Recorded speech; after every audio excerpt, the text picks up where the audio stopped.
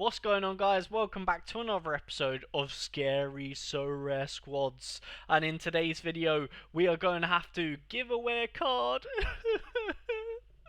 And that is because we got a scary score in our last squad.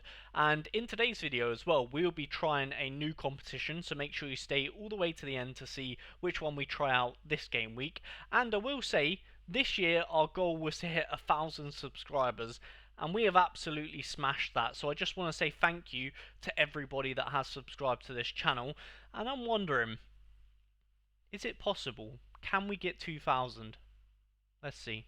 So to quickly recap episode 2 then, we have to look at the results of our last squad, and I'll make it quite quick, guys, because of course you guys are following this squad quite intently as you want to win the giveaways, and I understand that. But we're just going to talk about two of the players in this squad here, and that is the first man who we did give away in the series here in October, and that is Luka Lokashvili, who did get a scary score, and that is of course 35 or lower in a terrible game for Georgia as they lost 4-1 to Turkey.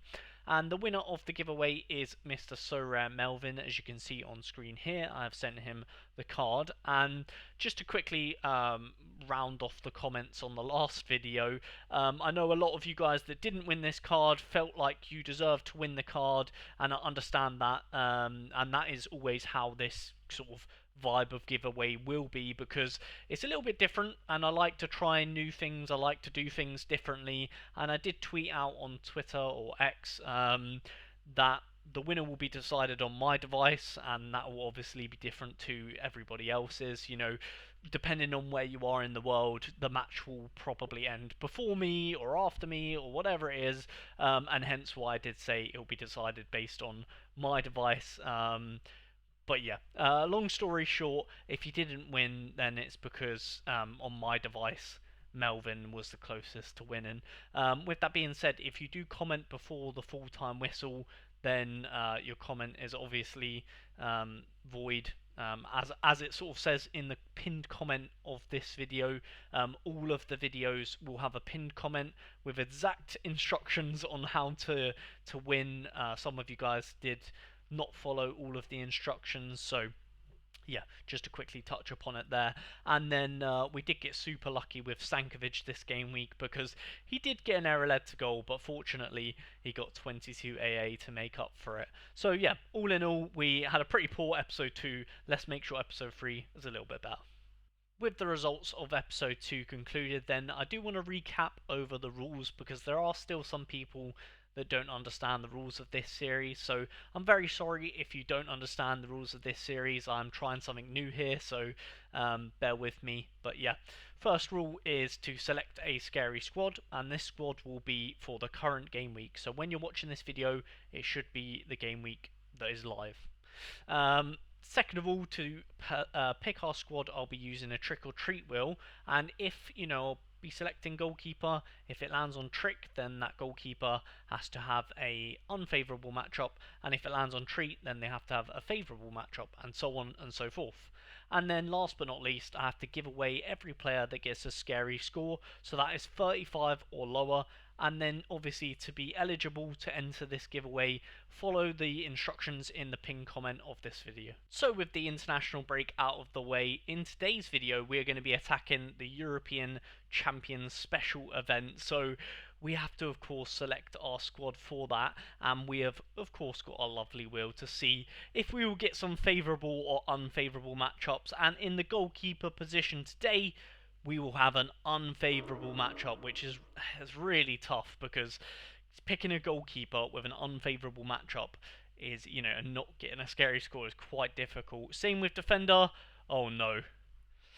Oh no, this could be a tough game week. We've got a trick goalkeeper, a trick defender. Please give me a treat in midfield. I need more treats. Oh no. Oh my god. It is a trick midfielder as well. This is coming back to haunt us. If you guys watched episode 2, you will know I got super lucky, and it is the opposite this week. Come on then, forward, give us a treat. We need at least one. Yay, okay, forward, we get a treat. Lovely stuff. And extra, save this squad, please. Can we get another treat? Come on. Yes, okay. So our extra positions and forwards are treats for this game week or for this video, and our defence, goalkeeper, and midfielder all need to have unfavourable matchups. During the month of October, I'll be giving away £10 to a lucky subscriber, and if you're a member, I'll be doubling it. All you need to do to enter is click subscribe down below. Welcome to the scouting section of the video, and boy am I happy that it is not the international break anymore, because that did make my life quite difficult trying to predict teams in the international break, because as you guys know it's quite hard to get players, well there's not really any nailed starters in national teams, because I feel like they just go based off fitness half the time. But anyway, we're looking at the Champions League competition this time out, and as you guys just saw, pretty much 3 of our players have unfavourable matchups, and that is pretty much the defensive side of, I guess, the build, and then the attacking side of the build. We're looking good. And I'm having a little look through some of the fixtures here, as you can see on screen, and trying to figure out what fixtures I want to like tackle for the more favourable ones. And having a little look here, Real Madrid, Juventus, I'm probably going to stay clear because I think they're both good teams, and obviously Real Madrid at home will be favourites, but Juve aren't exactly a team to be pushed over. Then I'm looking at Galatasaray versus Bodo Glimt, and I know Bodo Glimt are a very good team, but I think they're very home reliant. So I actually very much favour Galatasaray in this fixture, because Bodo are away from home. So in terms of attackers or the extra position, I'm definitely liking the look of Galatasaray. Newcastle at home are great no matter what team they play against. So again, another team that I could potentially go into for, I guess, the favourable matchups. And then I'm looking at the other ones now. So obviously I'm happy with Gala, happy with Newcastle, and looking at the other sides, I'm trying to pick out the fixture that is unfavourable that I want to go with, if that makes sense. Now, Frankfurt at home to Liverpool is not a completely terrible one. However, Liverpool are just a good side, so you don't really want to have players against Liverpool.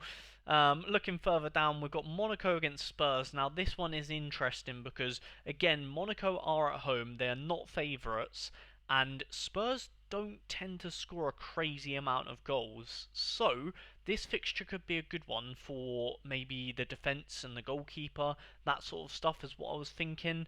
Because, yeah, I don't think Spurs are scoring like Liverpool do, if that makes sense. So, we might look at Monaco for goalkeeper or defence or something like that. Then Barcelona, of course, fantastic fixture against Olympiacos. So if we could get a forward or an extra from Barca, that would obviously be a no-brainer. And then to round things off, then we have USG against Inter.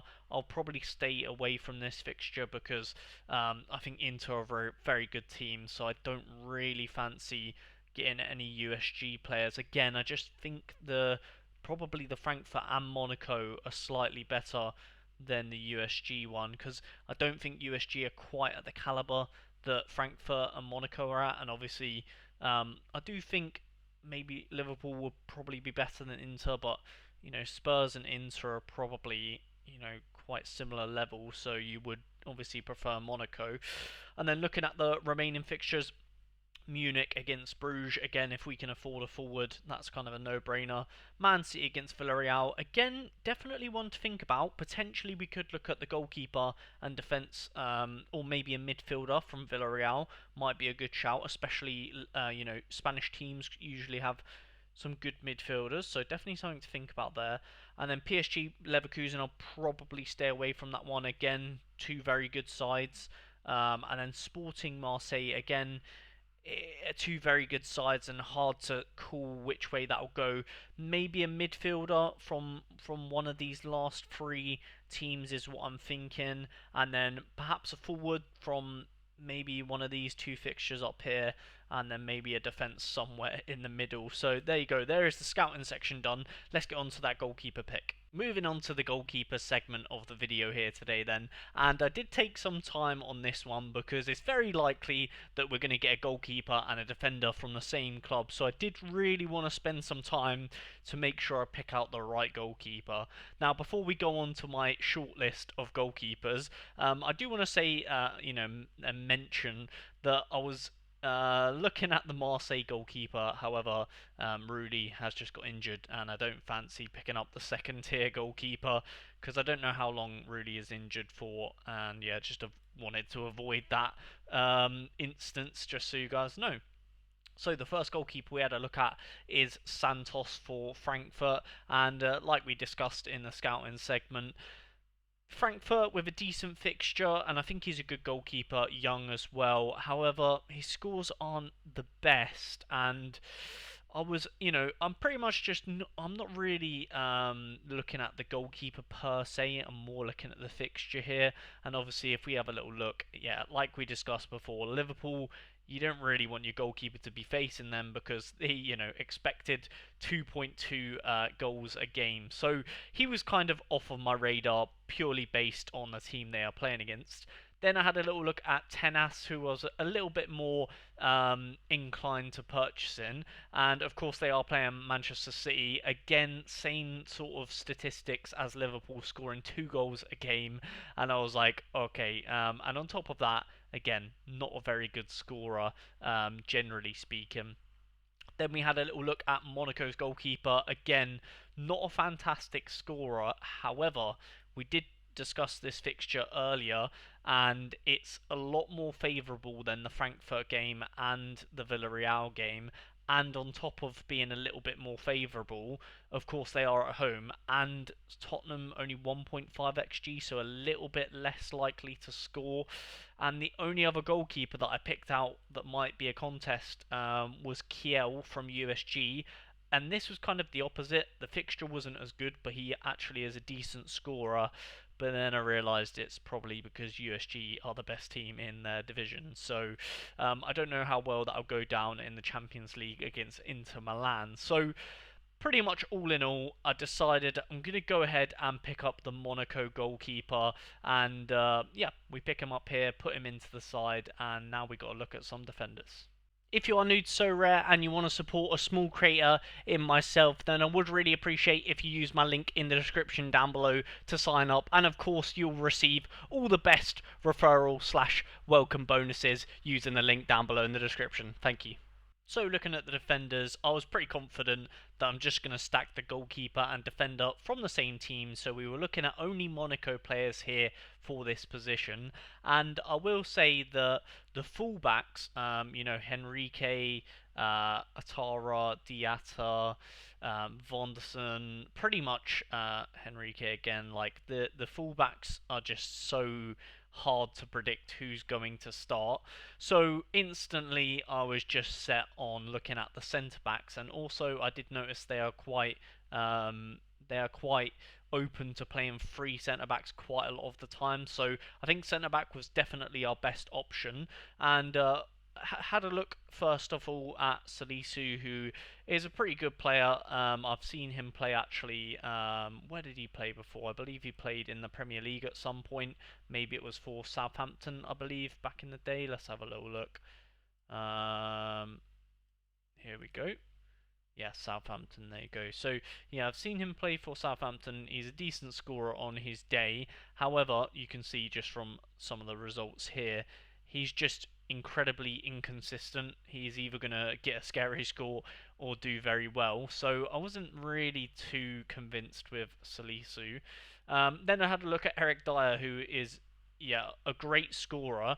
However, he did not play the last match, and I don't know why, and I think it might be because of an injury, which then left us with one man and one man only, and it was the captain, Thilo Kehrer, and yeah, he has just come back, I think, from a suspension, so he's had his rest, he's the captain, he's just the most likely to play. and I do think he's a pretty good scorer. As you can see, he scores along here. He's a good scorer on his day, although I will say he's not really done it that much this season. However, he did manage to score 62 in the most recent game, and they conceded. So, yeah, would have been a lot higher, of course, if they didn't concede. And I did decide to go ahead and pick him up for the team here, as you can see. So, yeah, that completes our Monaco defence. So for the midfielder spot, we have an unfavourable matchup, and I've decided there's a strategy with this one. Midfielders, it is good to get possession, right? Because they're going to do more passes and things like that. So I wanted to have an unfavourable matchup that is a home fixture. So I scanned through the lineups here, or scanned through all of the teams, and Frankfurt at home to Liverpool, unfavourable matchup. Again, I just don't want to play against Liverpool, to be honest. Monaco against Spurs. Again, I don't want to flood the team with Monaco players, so I didn't go for that. USG don't really have that many good midfielders, if I'm honest. Again, against Inter, so it left us with two matchups. We had Villarreal and Bayer Leverkusen, and honestly, I had a little look at Leverkusen, and there was only one player or one midfielder that stuck out to me, and that was Garcia. So, yeah, had a little look at him. His scores are okay. I just wasn't 100% convinced in buying him, and that left us with Villarreal's midfielder. Unfortunately, they had a lot to pick from. First up was Malero, and you can see here just too many bad scores to be picked, to be honest. However, he did get a goal and assist on the weekend. However, yeah, just not a good scorer, unfortunately, although I do think he is a good player. Then we had Danny Parejo, same sort of vibe. On his day, he can get, hundreds, 93s, but generally speaking, not the best scorer, and I don't know how nailed he is for this side. You can see a lot of substitute appearances in him. And then it left us with two players who I thought were nailed, and that is Comasanya, who's pretty much nailed. You can see here playing pretty consistently for his side, and Tejon Buchanan, who again looks relatively nailed now in the Villarreal side. And yeah, to be honest, I just looked at the scores. You can see Buchanan, fantastic scorer. Comasanya, probably not so much. So we complete the midfield spot with Buchanan, and yeah, now we need a forward and an extra. Unfortunately, both of them will be favourable matchups. So we've got a forward to pick out in this side, and I just realised looking back at the recording, for some reason I didn't include some of the games in the Champions League this weekend.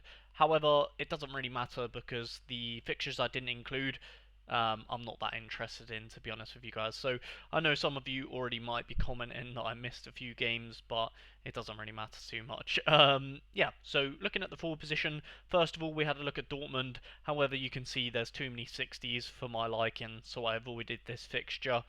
Then we had a little look at Garnacho against Ajax, very favourable fixture. However, he's only 70% to play, so I wanted someone a little bit more nailed. And not only is he not too sure if he's going to play, his scores are not like insane. It feels like I'm not missing out on much. Then I had another interesting one is Mark Gui. Again, he's at 80% to actually play for Chelsea this time out. However, you can see he's only got scary scores recently. So again, a bit risky, so I didn't want to take that risk. Then we looked at some a bit more expensive players. Richarlison, well, actually no, Richarlison not expensive. Sorry, I was looking at Richarlison, the Rooney Bargi from Barcelona. Yeah, Richarlison again, just not scoring insane unless he's scoring a goal. Then we had a little look at Ekitike. Again, he's only 70% to be playing, so again, someone I didn't really want to risk. Then we had a bit more of a viable option in Gordon, who is 80% on to play, and I do believe he will start this one. However, I do want a Newcastle player. I did decide that. However, I thought it might be best used in the extra position. So pretty much with all of them out of the way, it left us with one team, and that was Galatasaray. And yeah, pretty much my decision was that I was going to buy whichever one was more likely to play, whether it was Akgun, Sane, or Yilmaz. And it looks like Yilmaz is the most likely out of the three to be playing, so we went ahead and picked up a Yilmaz. And now we have an extra position to complete this squad, and of course that'll be a favourable matchup as well. So for our last position, we do have a favourable matchup, and I wanted to treat myself with a Newcastle player, and fortunately I do not need Sorare Inside for this one, as I do my own predictions for Newcastle. And for those of you guys that do want to see my version of the prediction, should we say, you can join my Discord, the link is in the description down below, and I am putting out my Newcastle predictions, and of course I watch every single Newcastle match, and yeah, going based on my predictions then, rather than Sorare Inside. Pretty much the defense to me is more or less nailed, so I'm happy to pick up a defender. And out of all of them, I picked out Trippier to be the one that I'm going to go with for the squad. And the reason for that is because he's on some set pieces, so not only Newcastle could get a clean sheet, but I think Trippier could even get a decisive. So, with that being said, I complete the team here with Trippier. I've given Trippier the armband as well, and I'm very happy with this side submitting it. The only maybe 50-50 here is Buchanan at 60%. However, I'm pretty confident he will start. So there you guys have it, there is my scary squad complete. The only risky one is of course Tajon Buchanan. I reckon the rest will start, hopefully, fingers crossed. Of course, international break has been making my life a little bit tough in the previous episodes, but of course, if you guys want to get involved with the giveaway, follow along the squad. The game week should be live now as you're watching this. I hope you guys did enjoy the content here today. Please do show me by leaving a like, subscribe if you're new, and we'll catch you guys in a future video. Peace.